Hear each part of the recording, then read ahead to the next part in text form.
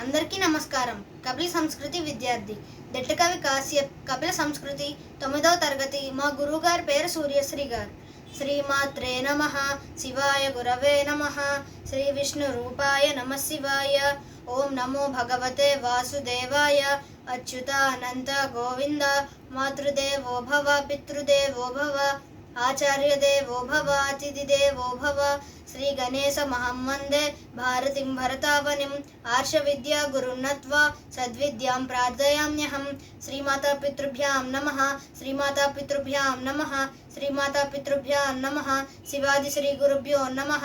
విష్ణుం నారాయణం కృష్ణం మాధవం మధుసూదనం.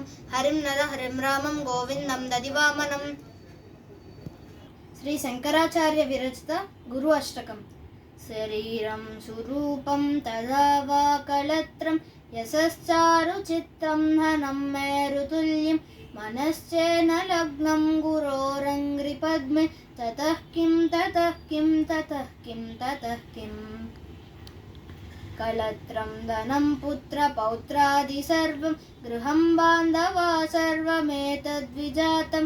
మనశ్చేన లగ్నం గురోరంగ్రి పద్మే. తతః కిం తతః కిం తతః కిం తతః కిం. క్షమామండలి షడంగాదివేదో ముఖే శాస్త్రవిద్య. కవిత్వాధిగద్యం సుపద్యం కరోతి.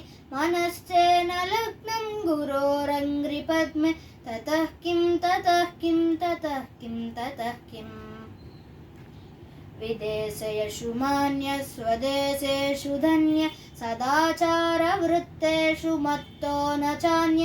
మనశ్చేన లగ్నం గురోరంగ్రి పద్మే. తతః కిం తతః కిం తతః కిం తతః కిం. క్షమామండలే భూపభూపాలవృందౌ. సదా సేవితం యస్య పాదారవిందం. మనశ్చేన లగ్నం గురోరంగ్రి పద్మే. తతః కిం తతః కిం తతః కిం తతః కిం. యశో మే గతం దిక్షు దానః ప్రతాపాత్. జగద్వస్తు సర్వం కరే యత్ ప్రసాదత్. మనశ్చేన లగ్నం గురోరంగ్రి పద్మే. తతః కిం తతః కిం తతః కిం తతః కిం. న భోగేన యోగేన వా వాజిరాజో. న కాంతాముఖేనైవ విత్తేషు చిత్తం. మనశ్చేన లగ్నం గురోరంగ్రి పద్మే. తతః కిం తతః కిం తతః కిం తతః కిం. అరణ్యేన వా స్వస్య గేహేన కార్యే. న దేహే మనో వర్తతే మే త్వనర్ఘ్యే. మనశ్చేన లగ్నం గురోరంగ్రి పద్మే. తతః కిం తతః కిం తతః కిం తతః కిం. అనర్జ్ఞాని రత్నాది ముక్తాని సమ్యక్. సమాలింగితా కామినీ యామినీషు. మనశ్చేన లగ్నం గురోరంగ్రి పద్మే. తతః కిం తతః కిం తతః కిం తతః కిం. గురోరష్టకం యః పఠేత్ పుణ్యదేహి. యతిర్భూపతిర్బ్రహ్మచారీ చ కేహి.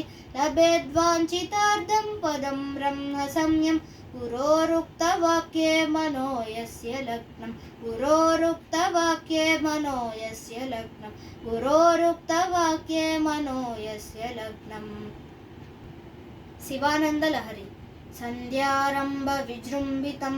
శృతిశిరస్థానానంతరాధిష్ఠితం. సప్రేమ భ్రమరాభిరామమసకృత్.